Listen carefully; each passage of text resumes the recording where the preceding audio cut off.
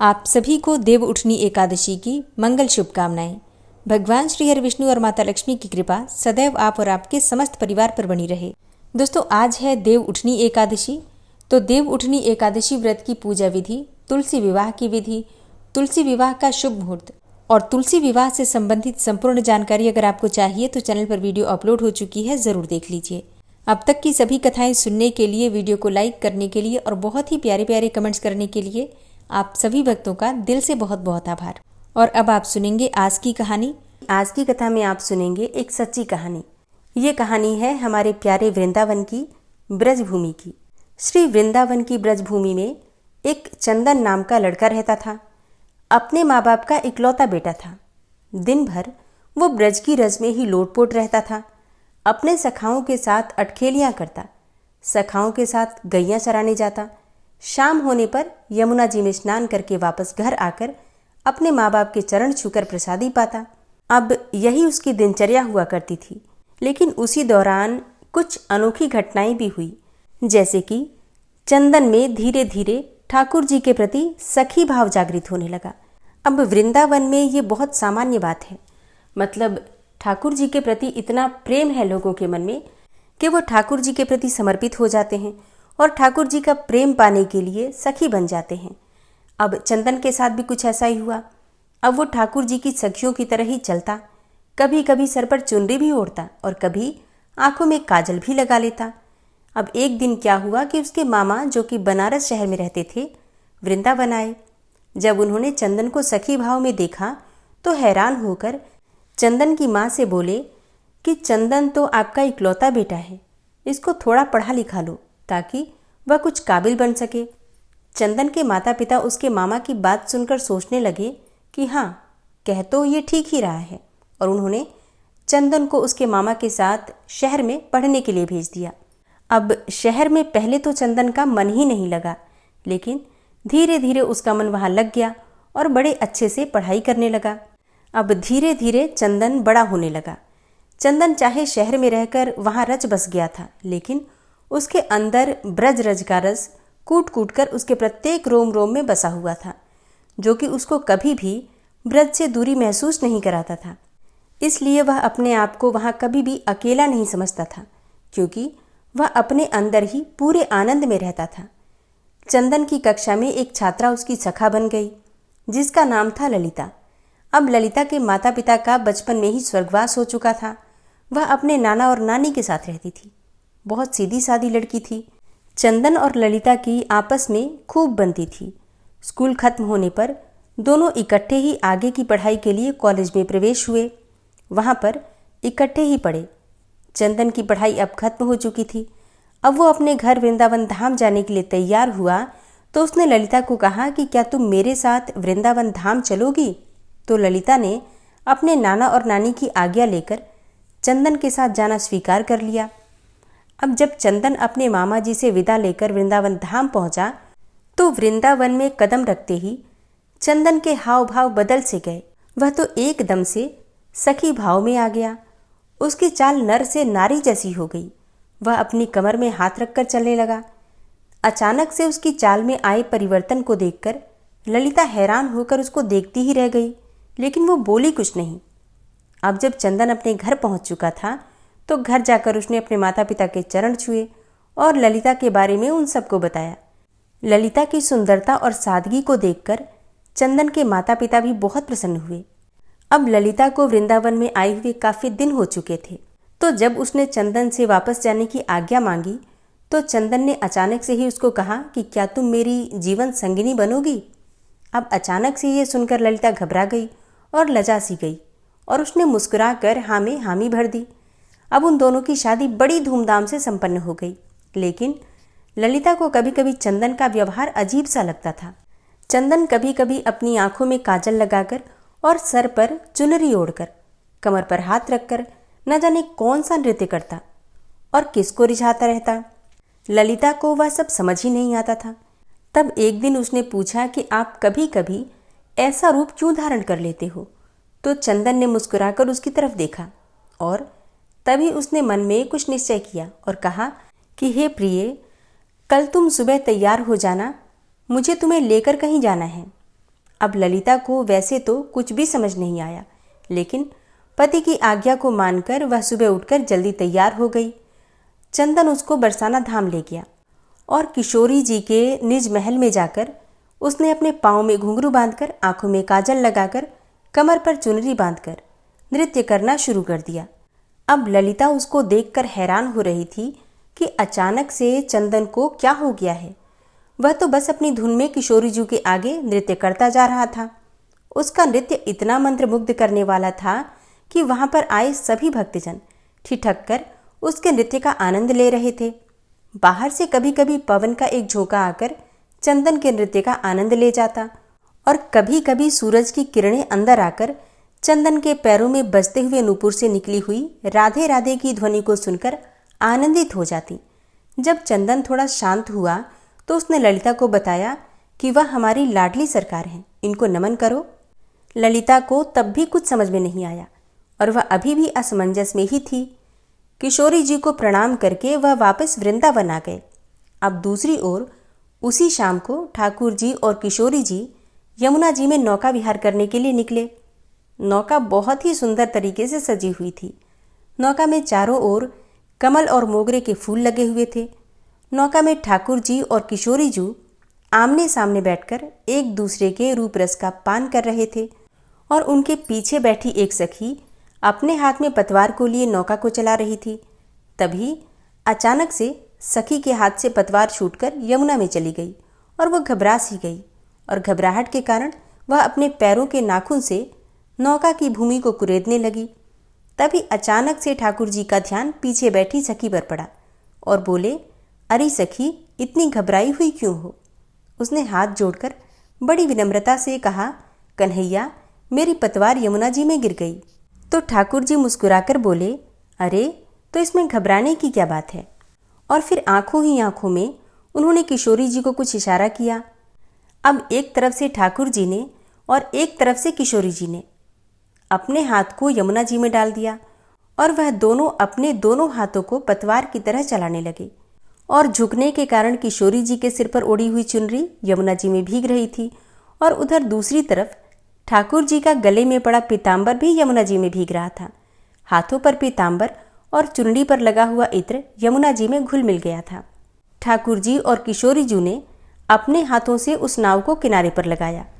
अगले दिन ललिता की सास और ससुर चंदन के मामा के यहाँ कुछ काम से चले गए। अब घर में ललिता और चंदन अकेले थे। चंदन सुबह सुबह ही अपने काम पर चला गया और ललिता हाथ में मटकी को लेकर यमुना जी से जल भर कर ले आई। आज घर में कोई नहीं था, इसलिए जब ललिता ने मटकी में से जल को थोड़ा सा पिया तो उसमें इतनी सुंदर इत्र की खुशबू को महसूस करके वो बहुत प्रसन्नता से भर गई। धीरे धीरे उसने उस मटकी में से काफ़ी जल पी लिया और जब थोड़ा सा जल शेष बचा तो उसका ध्यान मटकी में पड़ा तो वह क्या देखती है कि नौका में बैठकर विहार करते किशोरी जू और लालजू नजर आ रहे हैं। ललिता घबरा कर दीवार के सहारे टेक लगाकर खड़ी हो गई। उसको कुछ सूझ ही नहीं रहा था कि मटकी से पिया हुआ जल धीरे धीरे अब उसके पूरे शरीर में फैल गया था। उसकी आंखों में न जाने कैसे अश्रुधारा बहने लगी। इतने में चंदन बाहर से आया और अपनी पत्नी की ऐसी दशा देखकर उसने पूछा, प्रिय, क्या हुआ? अब ललिता के मुख से कुछ भी नहीं निकल रहा था, परंतु उसके होंठ कुछ कहने के लिए फड़फड़ा रहे थे। सांस जोर जोर से चल रही थी। आंखों की पलकें हिल भी नहीं रही थी। चंदन ने जब उसको झिंझोड़कर बार बार पूछा तो उसने मटकी की तरफ इशारा किया। अब चंदन ने जब मटकी की तरफ देखा तो उसको भी मटकी में ठाकुर जी और किशोरी जी की नौका विहार की छवि दिखाई दी और फिर तो वह झूम झूम कर नाचने लगा और ललिता को पकड़कर उसने खींचकर जोर से अपने अंक में भींच लिया और कहने लगा, अरे प्रिय, आज तुझे मेरे ब्रज ने स्वीकार कर लिया है। आज तुझे मेरे श्यामा श्यामजू ने स्वीकार कर लिया है। ललिता कुछ समझ नहीं पा रही थी और चंदन की तरफ देखे ही जा रही थी। तो चंदन ने उसको समझाते हुए कहा कि तुम्हारे कोई पुण्य कर्म थे जो तुझे ब्रज में कदम रखने का सौभाग्य प्राप्त हुआ, लेकिन ब्रज में कदम रखकर तुम्हें सुख प्राप्त हो रहा था, लेकिन उस सुख को आनंद में बदलने के लिए तुझे किशोरी जी की आज्ञा की प्राप्ति जरूरी थी। इसलिए मैं तुझे बरसाना धाम ले गया था ताकि तुझे भी वहां पर किशोरी जी का आशीर्वाद प्राप्त हो। यह उन्हीं की कृपा प्राप्ति है जो आज तुम्हें ठाकुर जी और किशोरी जी के नौका विहार के दर्शन इस मटकी में ही प्राप्त हो गए, क्योंकि आज तुझे ठाकुर जी और किशोरी जी ने अपना लिया है। जो यमुना जी का जल धीरे धीरे उसके शरीर में प्रवेश हुआ था, वह ठाकुर जी और किशोरी जी की कृपा की छलनी से उसके पाप नीचे बैठ गए थे और अब उसके पुण्य कर्म ऊपर थे। इसलिए ललिता को आनंद की प्राप्ति हो चुकी थी। ब्रज में तो हर कोई आता जाता रहता है और उसको सुख की प्राप्ति भी होती रहती है, लेकिन जिस पर ठाकुर जी और किशोरी जी की कृपा हो, उसको सुख के साथ साथ ठाकुर जी के आनंद की भी प्राप्ति होती है। इसलिए हमें ठाकुर जी के मीठे आनंद को अपने रोम रोम में प्रवेश करा के उस आनंद से प्राप्त प्रेम की मृग तृष्णा को इतना बढ़ाएं कि वह प्रेम आंखों से निकलने लगे और आंखों से निकलने वाले नमकीन अश्रुओं के द्वारा बहकर ठाकुर जी और किशोरी जी की मीठी कृपा से सराबोर हो सके। और अब प्रेम से बोलिए, युगल जोड़ी सरकार की जय हो। ये कहानी अगर आपको पसंद आई हो तो वीडियो को शेयर अवश्य कीजिए। और अब आप सुनेंगे कार्तिक मास महात्म्य का अगला अध्याय। आज की कथा में आप जानेंगे मंदिर में पुराण की कथा कराने और सुपात्र को दान देने से होने वाली सद्गति के विषय में एक आख्यान तथा गोपी चंदन के तिलक की महिमा। महादेव जी कहते हैं, हे नारद, इस विषय में विज्ञ पुरुष एक प्राचीन इतिहास कहा करते हैं। यह इतिहास अत्यंत पुरातन, पुण्यदायक तथा सब पापों को हरने वाला और शुभ कारक है। देवर्षि ब्रह्मपुत्र सनत कुमार ने लोक पितामह ब्रह्मा जी को नमस्कार करके मुझे यह उपाख्यान सुनाया था। सनत कुमार जी बोले कि एक दिन मैं धर्मराज से मिलने गया था। वहां उन्होंने बड़ी प्रसन्नता और भक्ति के साथ नाना प्रकार की स्तुतियों द्वारा मेरा सत्कार किया। तत्पश्चात मुझे सुखमय आसन पर बैठने के लिए कहा। बैठने पर मैंने वहां एक अद्भुत बात देखी। एक पुरुष सोने के विमान पर बैठकर वहां आया। उसे देखकर धर्मराज बड़े वेग से आसन से उठ खड़े हुए और आगंतुक का दाहिना हाथ पकड़कर उन्होंने अर्घ्य आदि के द्वारा उसका पूर्ण सत्कार किया। तत्पश्चात वे उससे इस प्रकार बोले। धर्म ने कहा, धर्म के दृष्टा महापुरुष, तुम्हारा स्वागत है। मैं तुम्हारे दर्शन से बहुत प्रसन्न हूं। मेरे पास बैठो और मुझे कुछ ज्ञान की बातें सुनाओ। इसके बाद उस धाम में जाना जहां श्री ब्रह्मा जी विराजमान है। श्री सनत कुमार कहते हैं कि धर्मराज के इतना कहते ही एक दूसरा पुरुष उत्तम विमान पर बैठा हुआ वहां आ पहुंचा। धर्मराज ने विनीत भाव से उसका भी विमान पर ही पूजन किया तथा जिस प्रकार पहले आए हुए मनुष्य से सांत्वना पूर्वक वार्तालाप किया था, उसी प्रकार इस नवागंतुक के साथ भी किया। यह देखकर मुझे बड़ा विस्मय हुआ और मैंने धर्म से पूछा, इन्होंने ऐसा कौन सा कर्म किया है जिसके ऊपर आप अधिक संतुष्ट हुए हैं? इन दोनों के द्वारा ऐसा कौन सा उत्तम कर्म बन गया है जिसका इतना उत्तम पुण्य है? आप सर्वज्ञ हैं, अतः बताइए किस कर्म के प्रभाव से इन्हें दिव्य फल की प्राप्ति हुई है। मेरी बात सुनकर धर्मराज ने कहा, इन दोनों का किया हुआ कर्म बताता हूँ, ध्यानपूर्वक सुनो। पृथ्वी पर वैदिश नाम का एक विख्यात नगर है।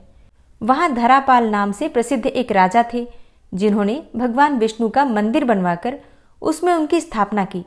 उस नगर में जितने लोग रहते थे, उन सबको उन्होंने भगवान का दर्शन करने के लिए आदेश दिया। गांव के भीतर बना हुआ श्री हरि विष्णु का ये सुंदर मंदिर लोगों से ठसाठस भर गया। तब राजा ने पहले ब्राह्मण आदि के समुदाय का पूजन किया। फिर उन महाबुद्धिमान नरेश ने इतिहास और पुराण के ज्ञाता एक श्रेष्ठ द्विज को, जो कि विद्या में भी श्रेष्ठ थे, वाचक बनाकर उनकी विशेष रूप से पूजा की।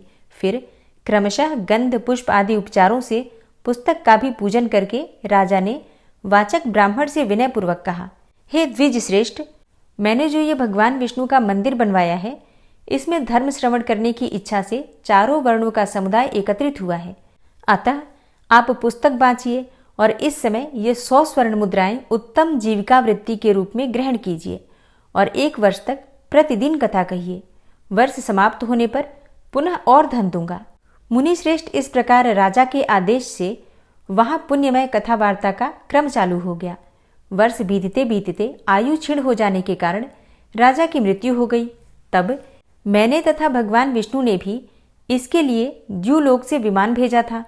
ये जो दूसरे ब्राह्मण यहाँ आए थे, इन्होंने सत्संग के द्वारा उत्तम धर्म का श्रवण किया था। श्रवण करने से श्रद्धावश उसके हृदय में परमात्मा की भक्ति का उदय हुआ।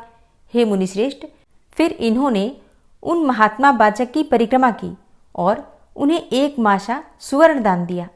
सुपात्र को दान देने से इन्हें इस प्रकार के फल की प्राप्ति हुई है। हे मुने, इस प्रकार यह कर्म जिसे इन दोनों ने किया था मैंने तुम्हें कह सुनाया है। महादेव जी कहते हैं, जो मनीषी पुरुष इस पुण्य प्रसंग का महात्म्य श्रवण करते हैं उनकी किसी जन्म में कभी दुर्गति नहीं होती। हे देवर्षि प्रवर, अब दूसरी बात सुनाता हूँ, सुनो। गोपी चंदन का महात्म्य जैसा मैंने देखा और सुना है उसका वर्णन करता हूँ। ब्राह्मण, क्षत्रिय, वैश्य अथवा शूद्र कोई भी क्यों न हो, जो विष्णु का भक्त होकर उनके भजन में तत्पर रहकर अपने अंगों में गोपी चंदन लगाता है, वह गंगा जल से नहाए हुए की भांति सब दोषों से मुक्त हो जाता है। कल्याण की इच्छा रखने वाले वैष्णव ब्राह्मणों के लिए गोपी चंदन का तिलक धारण करना विशेष रूप से कर्तव्य है। ललाट में दंड के आकार का, वक्षस्थल में कमल के सदृश, बाहुओं के मूल भाग में बांस के पत्ते के समान तथा अन्यत्र दीपक के तुल्य चंदन लगाना चाहिए, अथवा जैसी रुचि हो उसी के अनुसार भिन्न भिन्न अंगों में चंदन लगाएं। इसके लिए कोई खास नियम नहीं है। गोपी चंदन का तिलक धारण करने मात्र से ब्राह्मण से लेकर चांडाल तक सभी मनुष्य शुद्ध हो जाते हैं। जो वैष्णव ब्राह्मण भगवान विष्णु के ध्यान में तत्पर हो उसमें तथा भगवान विष्णु में भेद नहीं मानना चाहिए। वो इस श्लोक में श्री विष्णु का ही स्वरूप होता है। तुलसी के पत्र अथवा काष्ठ की बनी हुई माला धारण करने से ब्राह्मण निश्चय ही मुक्ति का भागी होता है। मृत्यु के समय भी जिसके ललाट पर गोपी चंदन का तिलक रहता है वह विमान पर आरूढ़ होकर भगवान विष्णु के परम पद को प्राप्त होता है। हे नारद, कलयुग में जो नरश्रेष्ठ गोपी चंदन का तिलक धारण करते हैं उनकी कभी दुर्गति नहीं होती।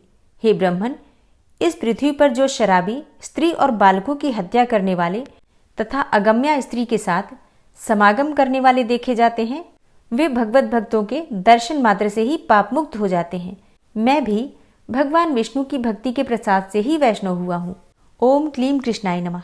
ओम विश्वं विष्णुर्वषट्कारो भूतभव्य भवत्प्रभु भूतकृत भूतभृत भावो भूतात्मा भूतवाहन भूतात्मा परमात्मा च मुक्तानां परमागति अव्ययः पुरुषः साक्षी क्षेत्रज्ञो अक्षर एव च योगो योग विदाम नेता प्रधान पुरुषेश्वरः नारसिंह वपुः श्रीमान केशवः पुरुषोत्तम सर्वः शर्वः शिवस्थाणुर्भूतादिर्निधिर्व्ययः संभवो भावनो भर्ता प्रभवः प्रभुरीश्वरः स्वयंभू शंभुरादित्यः पुष्कराक्षो महास्वनः अनादिनिधनो धाता विधाता धातुरुत्तमः अप्रमेयो ऋषिकेश पद्मनाभो अमरप्रभु विश्वकर्मा मनुस्त्वष्टा स्थविष्ठः स्थविरो ध्रुवः अग्राह्यः शाश्वतः कृष्णो लोहिताक्षः प्रतर्दन प्रभूतस्त्रिककुब्धाम पवित्रं मङ्गलं परम् ईशानः प्राणदः प्राणो ज्येष्ठः श्रेष्ठः प्रजापति हिरण्यगर्भो भूगर्भो माधवो मधुसूदनः ईश्वरो विक्रमी धन्वी मेधावी विक्रमः क्रमः अनुत्तमो दुराधर्षः कृतज्ञः कृतिरात्मवान् सुरेशः शरणं शर्म विश्वरेताः प्रजाभवः अह संवत्सरो व्याल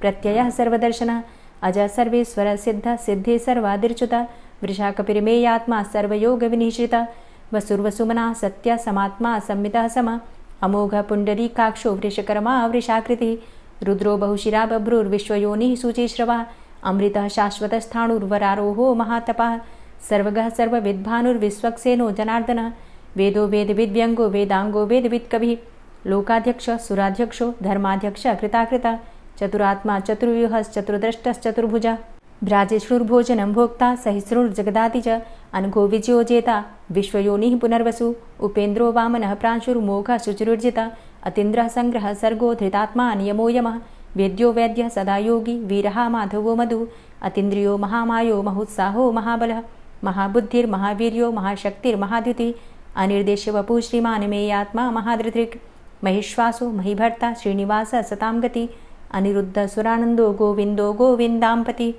मरीचिर्दमनो हंस सुपर्णो भुजगोत्तम हिरण्यनाभ सुतपा पद्मनाभ प्रजापति अमृत्यु सर्वदिक्सिंह संधाता संधिमान स्थिर अजो दूर्मर्षण शास्ता विश्रुतात्मा सुरारिहा गुरुर्गुर्तमो धाम सत्य सत्य पराक्रम निमिषो अनिमिषो श्रग्वी वाचस्पतिरुदारधि अग्रणिर्ग्रामणी श्रीमान् न्यायो नेता समीरण सहस्रमूर्धा विश्वात्मा सहस्राक्ष सहस्रपात आवर्तनो निवृत्तात्मा संवृतः संप्रमर्दन अह संवर्तको वह निर्निलोधरणीधरः सुप्रसादः प्रसन्नात्मा विश्वदृग् विशुभुग् विभु सत्कर्ता सत्कृतः साधु जहर्नुर्नारायणो नरः असंख्येयो अप्रमेयात्मा विशिष्टशिष्टकृच्छुवि सिद्धार्थ सिद्धसंकल्प सिद्धिदः सिद्धिसाधनः वृषाहि वृषभो विष्णुर्विष्पर्वा वृषोदरः वर्धनो वर्धमानश्च विविक्तः श्रुतिसागरः सुभुजो दूर्धरो वाग्मी महेन्द्रो वसुदो वसु नैकरूपो बृहद्रूप शिपिविष्टः प्रकाशनः ओजस्तेजो द्युतिधर प्रकाशात्मा प्रतापनः रिद्धस्पष्टाक्षरो मन्त्रश्चन्द्रांशुर्भास्करदुतिः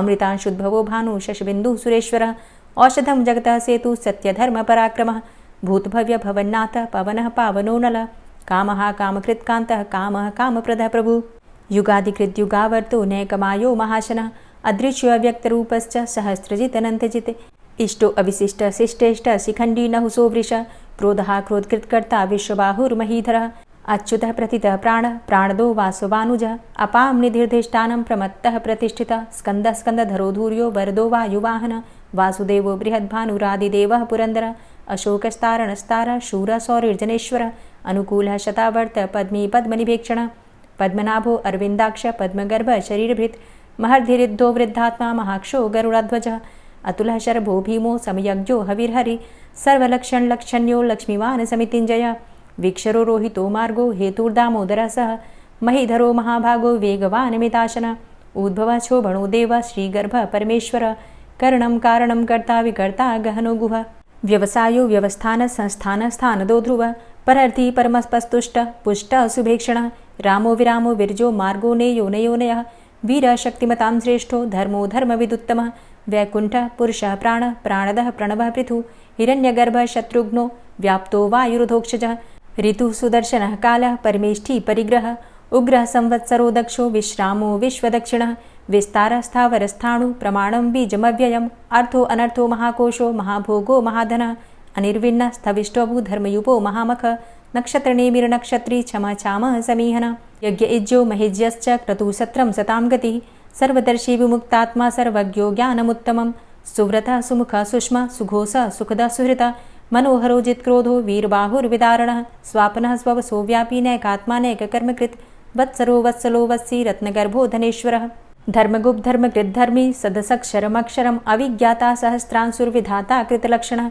गभस्तिनेमिः सत्त्वस्थः सिंहो भूतमहेश्वरः आदिदेवो महादेवो देवेशो देवभृद्गुरुः उत्तरो गोपतिर्गोप्ता ज्ञानगम्यः पुरातनः शरीरभूतभृद्भोक्ता कपीन्द्रो भूरि दक्षिणः सोमभो अमृतपः सोमः पुरुजित पुरुषोत्तमः विनयोजयः सत्यसन्धो दाशाः सात्वतां पतिः जीवो विनयिता साक्षी मुकुन्दो अमितविक्रमः अम्भो निद्रणन्तात्मा महोदधीशयोऽन्तकः अजो महारः स्वाभाव्यो जितामित्रः प्रमोदनः आनन्दो नन्दनो नन्दः सत्यधर्मा त्रिविक्रमः महर्षि कपिलाचार्यः कृतज्ञो मेदिनीपतिः त्रिपदस्त्रिदशाध्यक्षो महाशृङ्गः कृतान्तकृत् महावराहो गोविन्दः सुखेणः कनकाङ्गदी गुह्यो गभीरो गहनो गुप्तश्चक्रगदाधरः वेधा स्वाङ्गो अजितः कृष्णो दृढः सङ्कर्षणोच्युतः वरुणो वारुणो वृक्षः पुष्कराक्षो महामनाः भगवान् भगानन्दी वनमाली हलायुधः आदित्यो ज्योतिरादित्यः सहिष्णुर्गतिसत्तमः सुधन्वाखण्ड परशुर्दारुणो द्रविडप्रदः दिविस्त्रिक्सर्वदृग्व्यासो वाचस्पतिर्योनिजः त्रिसामासामगः साम निर्वाणं भेषजं सन्न्यासकृच्छमः शान्तो निष्ठा शान्तिः परायणं शुभाङ्गः शान्तिदस्रष्टा कुमुदः कुवलेशयः गोहितो गोपतिर्गोप्ता वृषभाक्षो वृषाप्रियः अनिवर्ति निवृतात्मा संक्षेप्ता चेमकृच्छिवः श्रीवत्सवक्षा श्रीवास श्रीपति श्रीमताम्बरः श्रीधर श्रीश श्रीनिवास श्रीनिधि श्रीविभावन श्रीधर श्रीकर श्रेय श्रीमान् लोकत्रयाश्रयः स्वक्ष स्वङ्ग शतानन्दो नन्दिर्ज्योतिर्गणेश्वरः विजितात्मा विधेयात्मा सत्कीर्तिश्छिन्न संशयः उदीर्णः सर्वतक्षशुर्निश शाश्वतः स्थिरः भूषयो भूषणो भूतिर्विशोकः शोकनाशनः अर्चिष्मानर्चितः कुम्भो विशुद्धात्मा विशोधनः अनिरुद्धो अप्रतिरथ प्रद्युम्नो अमितविक्रमः कालिनेमि निहावीरः शौरी शूरजनेश्वरः त्रिलोकात्मा त्रिलोकेशः केशवः केशिहारी कामदेवः कामपालः कामीकान्तः कृतागमः अनिर्देशव पुर्विष्णोर्वीरो अनन्तो धनञ्जयः ब्रह्मण्यो ब्रह्मकृद्ब्रह्मा ब्रह्म ब्रह्म विवर्धनः ब्रह्मविद् ब्राह्मणे ब्रह्मी ब्रह्मज्ञो ब्राह्मणप्रियः महाक्रमो महाकर्मा महातेजा महोरगः महाक्रतुर्महायज्वा महायज्ञो महाहवि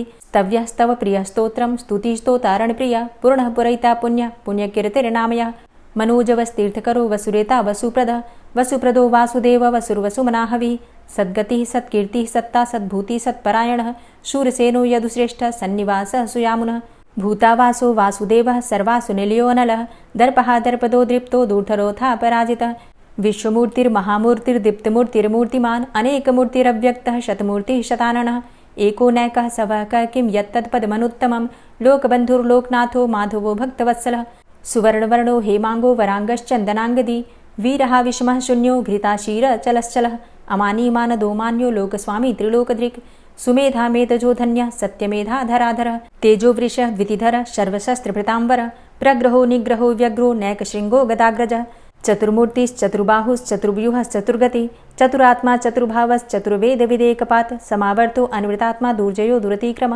दुर्लभो दुर्गमो दुर्गो दुरावासो दुरारिः शुभांगो लोकसारङ्गः सुतन्तुस्तन्तुवर्धन इन्द्रकर्मा महाकर्मा कृतकर्मा कृतागमः उद्भवः सुन्दरः सुन्दो रत्ननाभः सुलोचनः अर्को वाजसनः शृङ्गी जयन्तः सर्वविजयी सुवर्णबिन्दुरक्षोभ्य सर्वभागीश्वरेश्वरः महाहृदो महागर्तो महाभूतो महानिधि कुमुदः कुन्दरः कुन्दः पर्जन्यः पावनो नीलः अमृताशो अमृतवपुः सर्वज्ञः सर्वतोमुखः सुलभः सुव्रतः सिद्धः शत्रुजित् शत्रुतापनः न्यग्रोधोदुम्बरो अस्वस्थश्चाणुरान्ध्रनिषूदनः सहस्रार्चिः सप्तजिह्वः सप्तैधा सप्तवाहनः अमूर्तिरणघो अचिन्त्यो भयकृद्भयनाशनः अणुर्बृहत्कृशः स्थूलो गुणभृन्निर्गुणो महान् अधृतः स्वधृतः स्वास्य प्राग्वंशो वंशवर्धनः भारभृतिकथितो योगी योगी स सर्वकामद आश्रमश्रमण क्षाम सुपर्णो वायुवाहन धनुर्धरो धनुर्वेदो दण्डोदमयितादम अपराजितः सर्वसहो नियन्ता नियमो यमः सत्त्ववान् सात्विकः सत्य सत्यधर्मपरायण अभिप्रायः प्रियार्होर्ह प्रियकृत् प्रीतिवर्धनः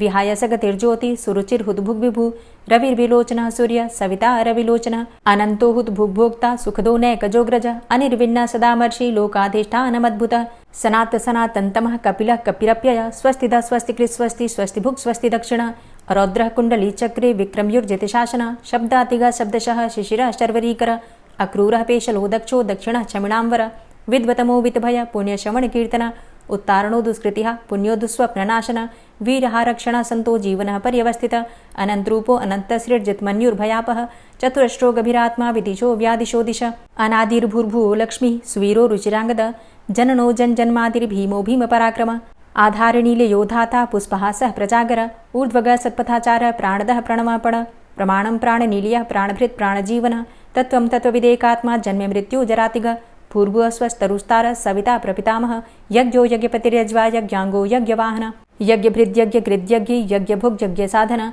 यज्ञान्तिकृद्यज्ञ गुह्यमन्यमन्नादेव च आत्मयोनिः स्वयं जातो वैखानः सामगायन देवकीनन्दनः स्रष्टा क्षितिसः पापनाशन शङ्खभृन्नन्दकी चक्री शारङ्गधन्वा गदाधरः रथाङ्गपाणिरक्षोभ्य सर्वप्रहरणायुध ओम नमः इति। और अब आप सुनेंगे श्री तुलसी चालीसा। श्री तुलसी महारानी करु विनय सिरनाय, जो मम हो संकट विकट दीजे मात नशाय। नमो नमो तुलसी महारानी, महिमा अमित न जाए बखानी। दियो विष्णु तुमको सन्माना, जग में छायो सुयस महाना।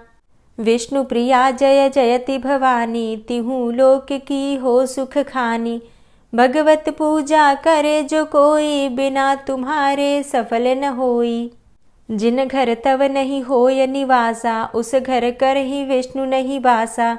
करे सदा जो तव नित सुमिरन, तेहि के काज होय सब पूरन। कार्तिक मास महात्म तुम्हारा, ताको जानत सब संसारा। तव पूजन जो करे कुंवारी, पावे सुंदर वर सुकुमारी। करे जो पूजा नित प्रति नारी, सुख संपत्ति से होय सुखारी। वृद्धा नारी करे जो पूजन, मिले भक्ति होवे पुलकित मन। श्रद्धा से पूजे जो कोई, भवनिधि से तर जावे सोई। कथा भागवत यज्ञ करावे, तुम बिन नहीं सफलता पावे। छायो तब प्रताप जग भारी, ध्यावत तुम्हीं सकल चित धारी। तुम्ही मात यंत्रन तंत्रन में, सकल काज सिद्धि होवे क्षण में। औषधि रूप आप हो माता, सब जग में तव यश विख्याता। देव ऋषि मुनि और तपधारी, करत सदा तव जय जयकारी। वेद पुराणन तव यश गाया, महिमा अगम पार नहीं पाया।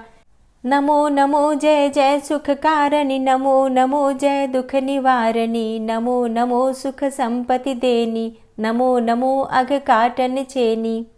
नमो नमो भक्तन दुख हरणी, नमो नमो दुष्टन मद छेनी। नमो नमो भव पार उतारणी, नमो नमो परलोक सुधारणी। नमो नमो निज भक्त उबारणी, नमो नमो जन काज सवारणी। नमो नमो जय कुमति नशावनी, नमो नमो सब सुख उपजावनी। जयति जयति जय तुलसी माई, ध्याऊं तुमको शीश नवाई। निज जन जानि मोहि अपनाओ, बिगड़े कारज आप बनाओ। करूं विनय मैं मात तुम्हारी, पूर्ण आशा करहु हमारी। शरण चरण कर जोरी मनाऊं, निश दिन तेरे ही गुण गाऊं। करहु मात अब मोह पर दाया, निर्मल होए सकल मम काया। मांगू मातु यही बर दीजे, सकल मनोरथ पूर्ण कीजे।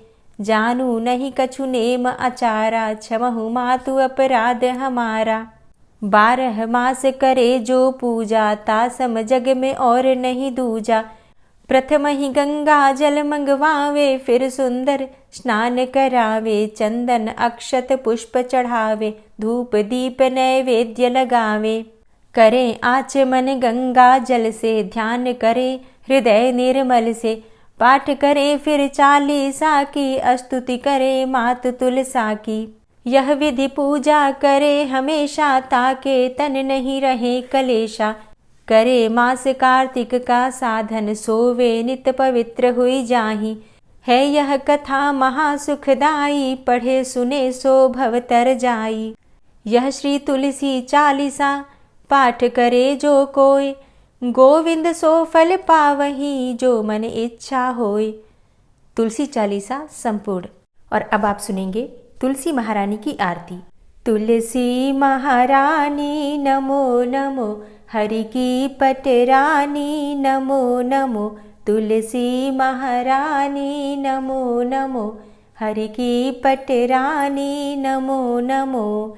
धन्य तुलसी पूर्ण तप कीनो, धन्य तुलसी पूर्ण तप कीनो। शालिग्राम की बनी पटरानी नमो नमो। तुलसी महारानी नमो नमो, हरि की पटरानी नमो नमो। जाके पत्र मंजरी कोमल, जाके पत्र मंजरी कोमल। श्रीपति कमल चरण लपटानी नमो नमो, हरि की पटरानी नमो नमो। तुलसी महारानी नमो नमो। धूप दीप नैवेद्य आरती, धूप दीप नैवेद्य आरती। पुष्पन की वर्षा बरसानी नमो नमो, हरि की पटरानी नमो नमो। तुलसा महारानी नमो नमो। 56 भोग 36 व्यंजन, 56 भोग 36 व्यंजन। बिन तुलसा हरि एक न मानी नमो नमो। तुलसी महारानी नमो नमो, हरि की पटरानी नमो नमो।